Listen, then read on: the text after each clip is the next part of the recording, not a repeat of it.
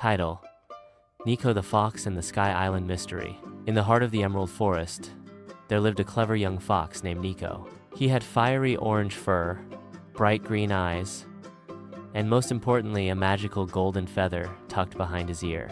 This feather allowed Niko to do something no other animal could do: fly but only once a month during the full moon.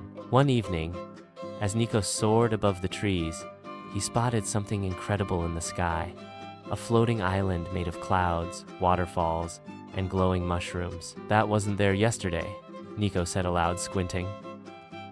Time for an adventure. He zipped through the moonlight and landed softly on the floating island, but to his surprise, the ground bounced under his paws like a trampoline. Suddenly, a voice called out, "Who are you? And what brings you to Cloudberry Island?" It was a talking parrot with a crown made of starlight.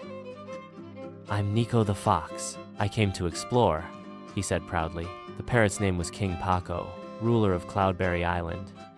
But King Paco looked worried. "The wind crystals that keep our island afloat are missing. If they're not returned before sunrise, we'll fall." Niko's ears perked up.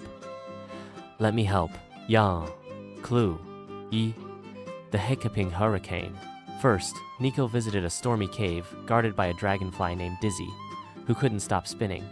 "I saw the crystals fly this way," Dizzy said, spinning in circles. Inside the cave, Niko used his tail to calm the winds and found one glowing wind crystal under a pile of feathers. Clue 2.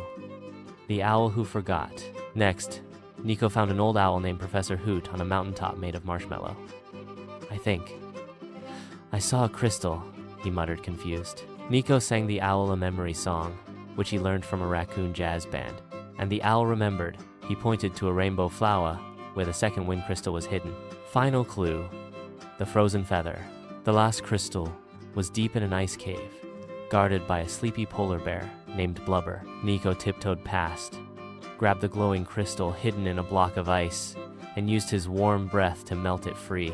With all 3 crystals in his backpack, Niko flew back to King Paco. He placed the crystals in the sky tower, and just as the first ray of sunlight peeked over the horizon, the island began to float higher and higher, glowing with magical wind energy.